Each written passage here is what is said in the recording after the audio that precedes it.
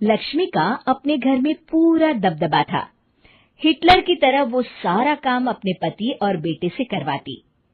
धीरे धीरे उसके पति की तबीयत खराब रहने लगी। सुनो जी, अब आप बुजुर्ग हो गए हो, काम में भी अब हाथ आपके फुर्ती से नहीं चलते।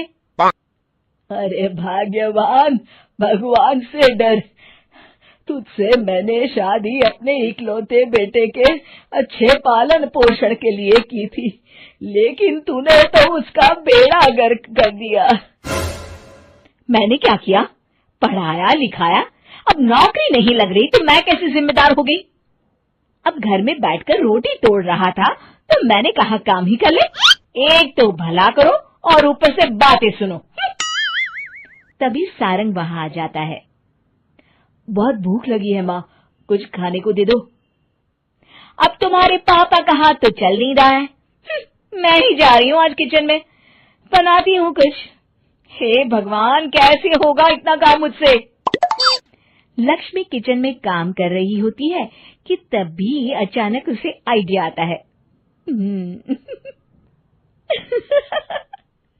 अरे मैं भी ना, अरे यहाँ तो फ्री की नौकरानी ला सकती हूँ मैं, फिर मैं क्यों खाना बना रही हूँ?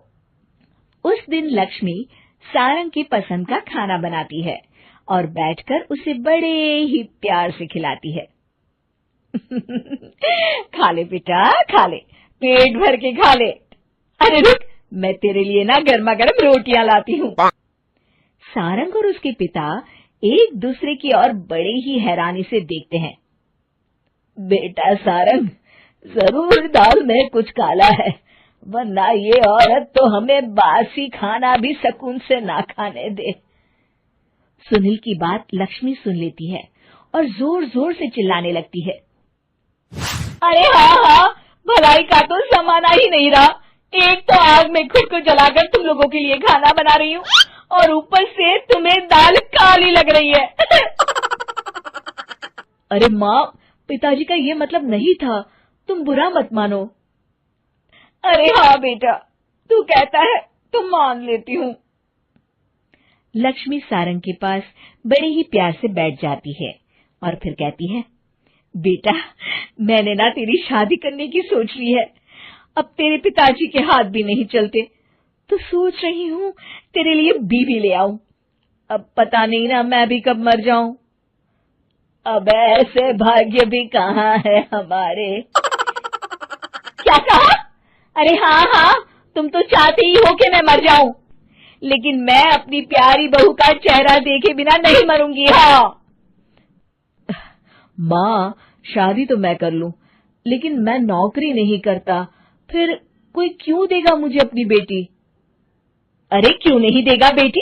इतना बड़ा घर, खेल खलियान है, किस चीज की कमी है हमारे पास? जो आएगी राज करेगी, राज। हम तो ना कर पाए राज, ये बोलो कि एक और नौकर तुम्हारे पास आ जाएगा। मैं कहती हूँ चुप हो जाओ। अरे खुद के घर का खाना बनाएगी तो क्या नौकरानी हो जाएगी? अब तुमसे तो किचन का काम होता नहीं, तो कोई तो करेगा ना। ठीक है माँ, तुम जैसा सही समझो बस। अब मेरी एक शर्त है, लड़की जो भी हो वो दिखने में कैसी भी हो या कहीं की भी हो, बस पढ़ी लिखी होनी चाहिए।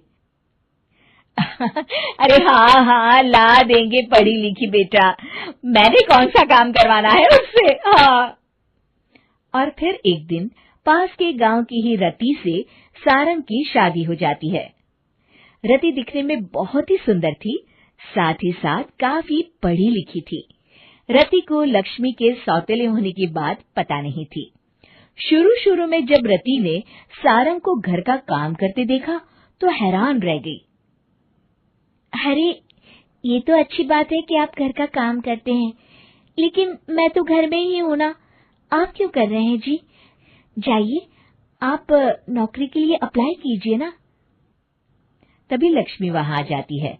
अरे रति बहू, करने दे उसे काम। और हाँ, मेरे घर के कुछ नियम है, कायदे हैं, यहाँ बीच में ना ही बोलो तो तुम्हारे लिए अच्छा होगा। रति को लक्ष्मी की बात कुछ अजीब सी लगती है। वो समझ नहीं पाती है कि वो ऐसा व्यवहार क्यों कर रही है, लेकिन उसे लक्ष्मी के सौतेले होने के बारे में कुछ पता नहीं चलता है। फिर एक दिन तो हद ही हो जाती है।